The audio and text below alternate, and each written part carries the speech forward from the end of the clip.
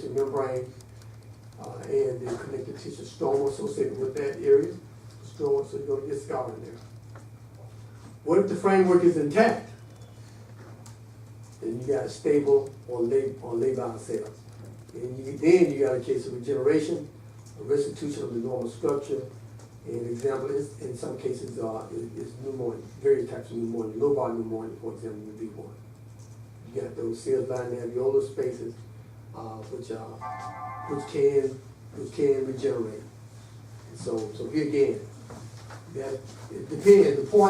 The point being underscored here is that two things are going to determine, two main things that are going to determine whether or not you're going to get scarred. I didn't mention the whole thing about fighting over here, but the two main things here was the type of cells that are affected, stable or labile cells, and the degree of destruction to the connective tissue framework. And so they're going to determine which way you're going to go with this. How you're going to get the healing.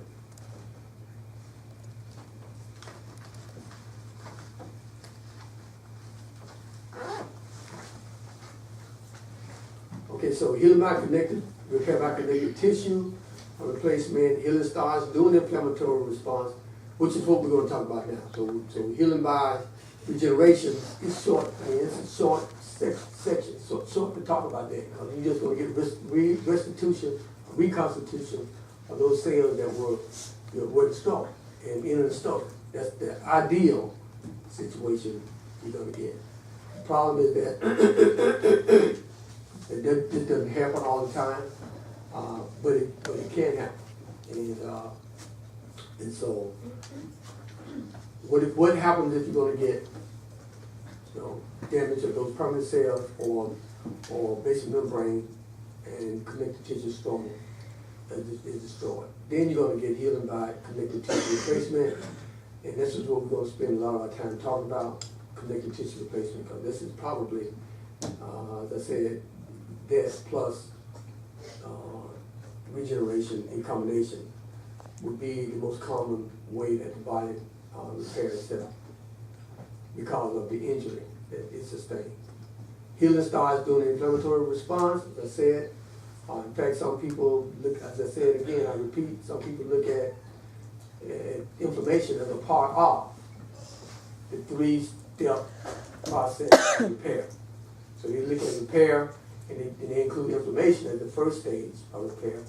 Then proliferation, fibroblasts, as the second phase of repair. And then remodeling of that connective tissue as the third phase of healing and repair. So just how let you know how intertwined these processes are. So fibroblasts and vascular endothelial cells are going to proliferate, and you're going to form what we call granulation tissue. Now, granulation tissue is not the same as granulomatous exudate, right? So don't make that mistake. Granulation tissue is that tissue that's a part of the connective tissue replacement. So it's a phase in the connective tissue replacement characterized by fibroblasts laying down fibrous connective tissue and vascular endothelial cells growing into that fibrous connective tissue. Can you say that one more time?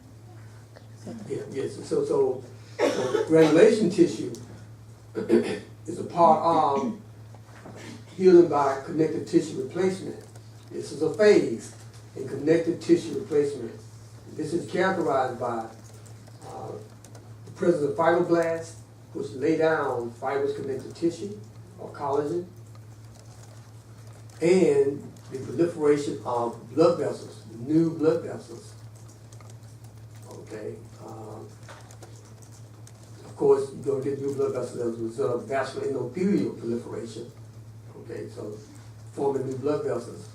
And so that's what you're going to call granulation tissue. But it's a part of this process of healing by connective tissue replacement. In fact, it's an early phase of connective tissue, but it's very vascularized connective tissue. This is going to have to be remodeled until you get a mature form of connective tissue or scar, right? So granulation tissue is a stage along that continuum of full connective tissue replacement. It's a special type of connective tissue, but it's not mature. Okay, it's not mature at this point. It just you got damage, and you got the body responding to that by the inflammatory process, and along that continuum, you're going to get laid down this granulation tissue, which is like it is connective tissue because it's fibroblasts and collagen being laid down. Okay, but not only that, there are new blood vessels that are formed in this connective tissue, and this is what's going to cause you to call this granulation tissue. Granulation tissue. Got it? Are we clear? Mm-hmm. All right. So it's temporary. So Okay. Does that mean it's temporary? Yes, it's temporary. But temporary from the standpoint that it's what you see at this phase. Now, it's going to get resolved in that the blood vessels are going to dissipate, they're going to leave that area of granulation tissue, and you're going to end up with dense, fibrous connective tissue, which is the scar. So all of this is happening inside a granulation tissue? Well, okay, back up. All right, so you got injury. Yes. So fiber stepped on a nail, right? And so you got inflammation taking place. Acute, chronic, let's just say the whole thing was pretty much resolved. All right? Fiber stepped on the nail, he damaged some epithelial cells, and they'll probably regenerate. But he also damaged some cells that had basement membranes associated with them, connective tissue stroma. They sit on these connective tissue sit on the connective tissue stroma. So you damage that area going in. So some of those cells then, though they were labile cells, you damage the framework, connective tissue framework with that one. Okay, so though they were labile cells, how's it going to repair itself? If you damage the framework, if you damage the basement membrane of those cells, how is that tissue going to be repaired? Okay, granulation tissue. What? Granulation tissue. Well, granulation tissue, forget granulation tissue right now, right? But how is it going to repair by regeneration or connective tissue replacement? Connective tissue replacement. Yeah, connective tissue replacement. All right, so now, in the process of connective tissue replacement, though, you have a framework of connective tissue being laid down first. That framework is granulation tissue.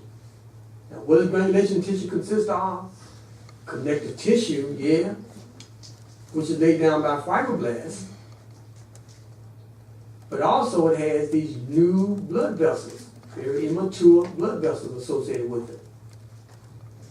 All right, so that's a phase in connective tissue replacement. That's a phase, only a phase. Now, when connective tissue replacement is completely done, when this process is completely done, granulation tissue now is going to be transformed, not going anywhere, it's going to be transformed to more mature connective tissue. What's mature connective tissue? That which is devoid of all these blood vessels in it. So you still got the collagen connective tissue that's laid down by the fibroblast. Okay, when granulation tissue was formed, still have that. But you don't have all these blood vessels there. Because there's no need for all these blood vessels anymore. You got the mature scar that's formed. So you don't need anything to facilitate bleeding and re-injury anymore. This is the maturation of the scar is the maturation of the granulation tissue. Okay, so granulation tissue is going to get resolved. How is it going to get resolved? By this process of removal of all of these blood vessels that were part of this connective tissue that was laid down as granulation tissue. Is everybody here? Is everybody here? Yeah. All right. Okay, so healing by connective tissue replacement, here's the steps that are involved in. Damage, inflammation, granulation tissue at the site, being produced at the site, then the resolution of all that granulation tissue with mature scar tissue, devoid of all these blood vessels. Are we good? All right. So granulation tissue is going to develop. That's when what? When damage is severe enough to you not only destroy labile cells or stable cells, you also destroy its framework, basement membrane and connective tissue stroma framework. And now you set the stage for healing by connective tissue replacement. And so in this process of connective tissue replacement, then this is a couple of steps involved in connective tissue replacement. The initial step is the formation of granulation tissue, which is vascularized, basically. Vascularized connective tissue, said in another way. So this vascularized connective tissue is going to be there in abundance initially, but then that's going to be resolved with the blood vessels being minimized with time. And so you'll get a mature scar, which consists of the predominance of connective tissue. You still may find a little capillary or blood vessel associated with it. But for the most part, the vessels are going to be gone, and you've got dense collagen fibers or dense fibrous connective tissue, which is a scar. And that's connective tissue replacement. So the normal cells that were there are gone. They're replaced by this fibrous connective tissue. Okay? Okay, so granulation tissue then, more specifically, it's proliferation of fibroblasts. All right? And the fibroblasts are going to lay down what? Collagen, fibrous connective tissue. And then neovascularization, or new blood vessel formation. New blood vessel formation. These are the main players, main components of granulation tissue. Now, of course, you had inflammation that preceded this process, so you'll have some residual inflammatory cells there. Probably mostly macrophages, because neutrophils will probably be gone at that point. You may find one or two still around, but for the most part, you'll get these cells that are present. And I said other inflammatory cells may be present as well. But granulation tissue, proliferation of fibroblasts, laying down fibrous connective tissue, and then new blood vessel formation within that. So you're going to get these new capillary buds forming within this tissue. And that's going to constitute what we call granulation tissue. Okay, so how does neovascularization take place? How do we get these new blood vessels that's a part of granulation tissue? Well, first of all, they're going to bud from those existing vessels. So fibrous stepped on that nail, penetrate, went up in the foot. You know, you think it damaged a few of those blood vessels going up in there? Of course. And it damaged some of that tissue as well. So cutting blood vessels in two, as it sort of severed, made its way up into the tissue, severing blood vessels, capillaries, small venues, maybe small arteries as it did that. And so you're going to get the need to vascularize that area. Okay, because you're losing blood, you need to connect those damaged vessels, and depending on the degree of the severity of the damage, it's going to determine the degree of neovascularization or new blood vessel formation. So the buds are going to originate from the existing vessels, though. The new buds are going to migrate through that healing tissue. And as they do, migrate and reconnect, okay, then you're going to get the endothelial cells, first of all, well, I should say, last of all, mature in the form of mature blood vessel all over again. Now, there's a process here that I want to go through, this process of neovascularization, what takes place. So here is a parent vessel that was damaged at this point, and actually there's a 4-step process here. So here's the damaged blood vessel. How does the body begin to grow new blood vessels? Begin to grow new blood vessels to replace that damaged one. Okay, how is it going to do that? First of all, the basement membrane degradation. So here's a damaged vessel. Okay, in the area of damage, you're going to get degradation, a breakdown of that basement membrane of that blood vessel. Okay, at that point. And then once that happens, you're going to get migration of endothelial cells from the intact vessel. The endothelial cells are going to break, they're going to begin to migrate. How are they going to migrate there? They've got to be attracted there by some sort of stimulus. Okay, so Again, just like inflammation, you're seeing these things happen, but they're like little things, little chemical mediators under the scene or behind the scene that's going to facilitate this process. So as the basement membrane is degraded, that frees up the endothelial cells now to begin to migrate. So they migrate in a particular direction. What's drawn them there? Chemotactic substances. Like the same thing that drew neutrophils out of blood vessels into the tissue site. And so you're going to have factors that's going to draw these endothelial cells along a certain path too. So they're going to migrate. And as they migrate, they're going to undergo mitosis. What kind of cells are endothelial cells? Are they stable, labile, or permanent? Well, they're at least stable cells. Stable cells, because they don't continue to grow throughout life, right? You got blood vessels, and you got endothelial lining with that. So you don't continue to get the endothelial lining growing throughout life. But if you damage it, then they can get back into the cell cycle and begin to grow. So mitosis, so these will be stable cells, basically endothelial cells. They're damaged, so they're going to get back into the replicating pool, undergo mitosis, and as they undergo mitosis, they're going to begin to mature. Remember we talked about increased, in inflammation, we talked about vascular permeability, ways in which you're going to get fluid outside of blood vessels, immediate transient response, and immediate prolonged response. Remember those different responses there? And then we had some additional ones in which new blood vessels tend to be leaky.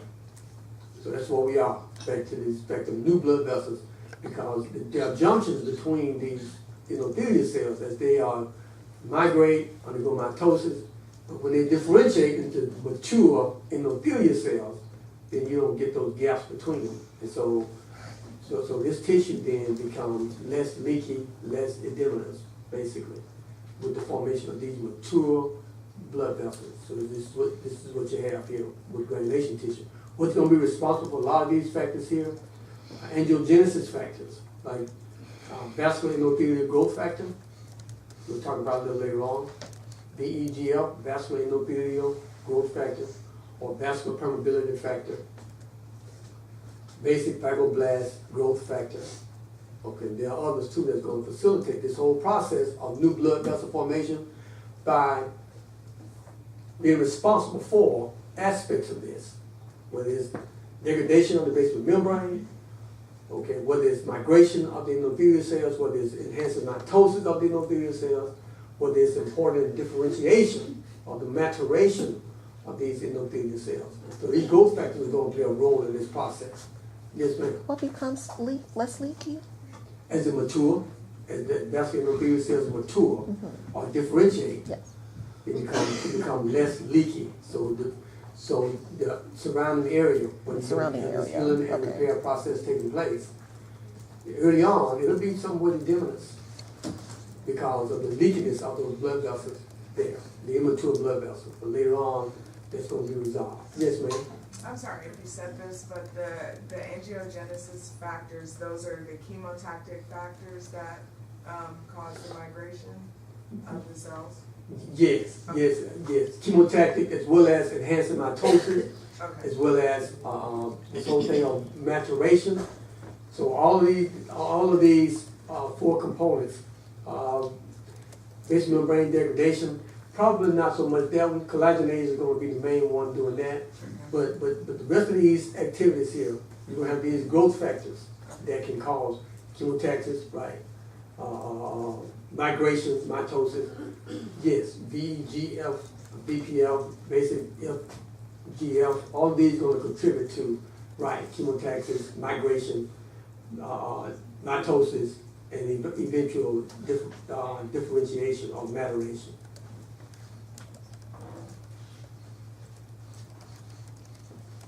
Okay, so that's new blood vessel formation. Now the other thing we're still talking about what?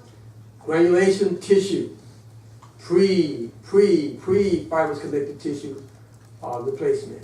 Okay, this is the immature form of connective tissue replacement. Ain't gotten to the mature form yet. Still working with the granulation tissue, which is like a mold, if you will, of the mature connective tissue. All right, still immature, and we still talking about granulation tissue that's being laid down. Okay, well, it's proliferation of new blood vessels, but also it has what?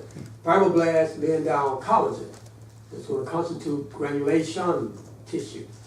Okay, what about granulomatous tissue? What is that? Exudate, like characterized by predominance of what? Granulomatous is exudate, characterized by predominance of what? Characterized by predominance of what? Granulomatous? I heard somebody whisper it. Macrophages, fat epithelial cells. That's different, right? Not the same. We talk about inflammation. We talk about granulomatous exudates, right? We talk about the inflammatory response when you got these hard to digest agents, and so these macrophages to come in there and they'll increase in great numbers. Okay, so it's different from granulation tissue, which is the part of the repair process. What we're talking about now, we're healing and repair. So we stepped away from inflammation and all those exudates in one sense. Now, how's the body going to repair that injury that took place when Fido stepped on that nail? Right? So that's where we are. So you got this granulation tissue that's being laid down, and key components of that is vascularization, new blood vessels. We just talked about how you can get the formation of new blood vessels, right? Now, the other component of granulation tissue is the proliferation of fibroblasts, specialized fibroblasts, that's going to lay down connective tissue, okay, collagen fibers. So fibroblasts are going to undergo hypertrophy. Hypertrophied fibroblasts assume features of smooth muscle cells. Look a lot like smooth muscle cells, so much so that they are called myofibroblasts. So much so that they are called myo or muscle fibroblasts. Okay, so they kind of act like smooth muscle and look like smooth muscle, but they actually are in fact fibroblasts laying down collagen